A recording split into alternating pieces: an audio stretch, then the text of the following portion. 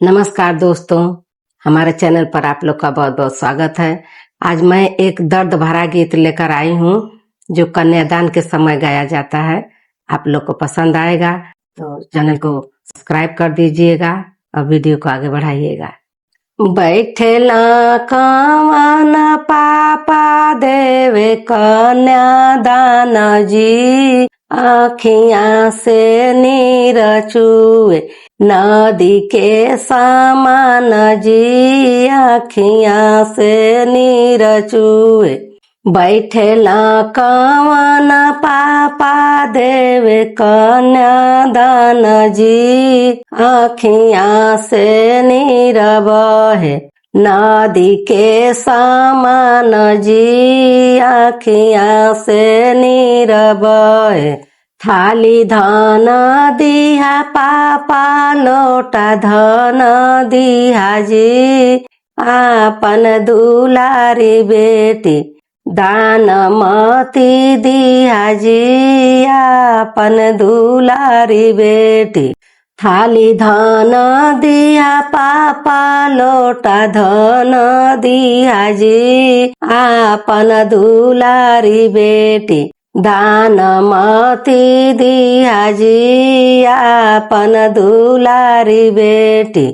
बैठेला कवन चाचा देवे कन्यादान जी, आखियां से नीर बहे नदी के समान जी, आखियां से नीर बहे।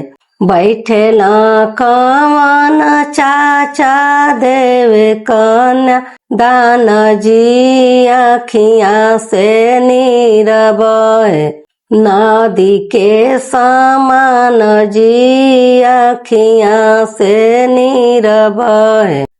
कूलर धन दिहा चाचा ऐसी धन दिहा जी, आपन दुलारी बेटी दान मती दिहा जी, आपन दुलारी बेटी।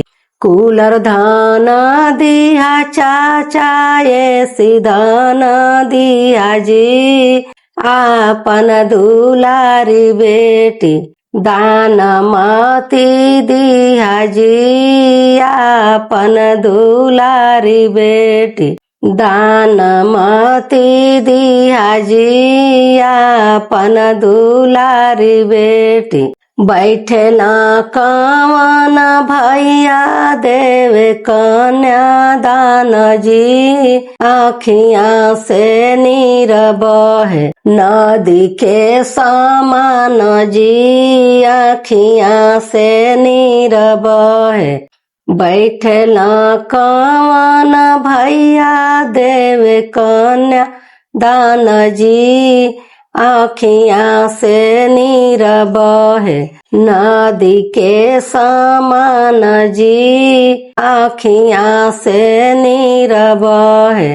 बैठेला कवन भैया देवे कन्यादान जी, आखियां से नीर बहे नदी के समान जी, आखियां से नीर बहे। अंगूठी धन दिहा भैया सिकड़ी धन दिहा जी, आपन दुलारी बहिना दान मती दिहा जी, आपन दुलारी बहिना। अंगूठी धन दिहा भैया सिकड़ी धन दिहा जी, आपन दुलारी बहिना दान मती दिहा जी, आपन दुलारी बहिना दान मती दिहा जी, आपन दुलारी बहिना।